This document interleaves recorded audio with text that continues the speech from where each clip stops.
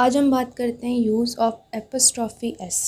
Apostrophe S का उपयोग कैसे करते हैं, कहाँ करते हैं, ये जान लेते हैं। एपोस्ट्रॉफी एस का प्रयोग जो होता है वो संबंध को दर्शाने के लिए होता है। उदाहरण के लिए राम का पेन, इसको हम इंग्लिश में बोलेंगे राम्स पेन, और इसको ऐसे भी कह सकते हैं द पेन ऑफ राम। अब इन दोनों में फ़र्क क्या है, तो फ़र्क जान लेते हैं। फ़र्क इतना है, राम्स पेन में राम को पेन से ज़्यादा महत्व दिया गया है। राम ज़्यादा महत्व दिया जा रहा है पेन से, राम को, किसी और का पेन नहीं, यहाँ पर राम का ही पेन, तो यहाँ पर राम को महत्व दिया गया है। लेकिन उसी तरह दूसरे सेंटेंस में द पेन ऑफ राम में पेन को महत्व दिया गया है राम से ज़्यादा, मतलब कि यहाँ पर पेन ज़्यादा ज़रूरी है, चाहे वो किसी का भी हो, राम श्याम किसी का भी हो, पेन ज़्यादा ज़रूरी है। तो फ़र्क समझ में आ गया होगा आपको। अब बात करते हैं कॉन्सेप्ट ऑफ एपोस्ट्रॉफी एस, और एस के बाद भी एक एपोस्ट्रॉफी लगता है। आप बहुत जगह नोटिस किए होंगे, एपोस्ट्रॉफी एस तो लगाना सब लोग जानते हैं कि किसी भी चीज़ के संबंध को बताने के लिए कि ये चीज़ इसका है, तब जा कर के हम उस जगह पे उस सेंटेंस में एपोस्ट्रॉफी एस लगाते हैं। लेकिन जो एस के बाद एक एपोस्ट्रॉफी लगता है वो क्या है, अगर कोई बहुवचन शब्द जिसके अंत में पहले से ही एस हो, अगर हमें एपोस्ट्रॉफी एस लगाने की ज़रूरत होती है तो उस जगह पर हम एपोस्ट्रॉफी के बाद एस नहीं लगाते हैं।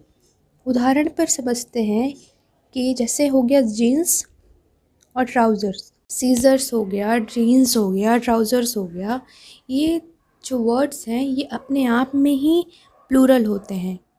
जब हम अगर सीजर्स, अगर हम कभी भी ऐसे नहीं कि सीज़र दो, सीजर्स ही बोलते हैं, जीन्स ही बोलते हैं, जीन तो नहीं बोलते हैं, वो दूसरा मीनिंग हो जाता है। अगर हमें एक चाहिए या दो चाहिए, जीन्स ही कहेंगे, तो ये अपने आप में प्लूरल है। यहाँ पर अगर हमको बताना हो, एपोस्ट्रॉफी एस लगाने की ज़रूरत पड़े, तो हम कैसे लगाएंगे, हम एस के बाद एपोस्ट्रॉफी का साइन वो दे देंगे, वहाँ पर एस फिर से नहीं लगाएंगे।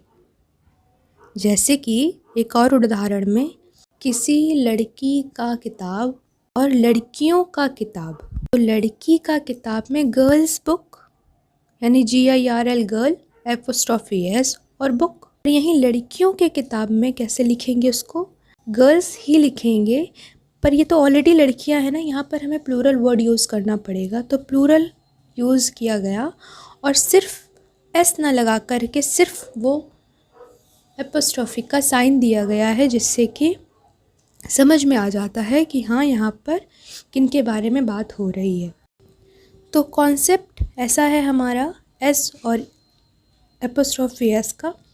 आई होप आपको समझ में आ गया होगा कि प्लूरल जो शब्द होते हैं वहाँ पर अगर एपोस्ट्रॉफी एस लगाने की ज़रूरत पड़े तो सिर्फ हम एक साइन देते हैं, हम वहाँ पर और कुछ नहीं करते, हम वहाँ पर ऐसे नहीं बनाते। तो इस तरह से हमने आज यूज़ ऑफ एपोस्ट्रॉफी में एपोस्ट्रॉफी एस के बारे में सीखा, फ़र्क क्या है, दो तरह से जो वाक्य बनाते हैं उनके बारे में सीखा, और कॉन्सेप्ट ऑफ एपोस्ट्रॉफी एस और एस के बाद हम एक एपोस्ट्रॉफी का साइन देते हैं, उसका कॉन्सेप्ट क्या है वो हमने सीखा। तो आज के लिए इतना ही, मिलते हैं नेक्स्ट वीडियो में, तब तक के लिए प्रैक्टिस करते रहिए। Good luck. चैनल सब्सक्राइब करिएगा और वीडियो लाइक करिएगा पसंद आए तो। Thank you so much.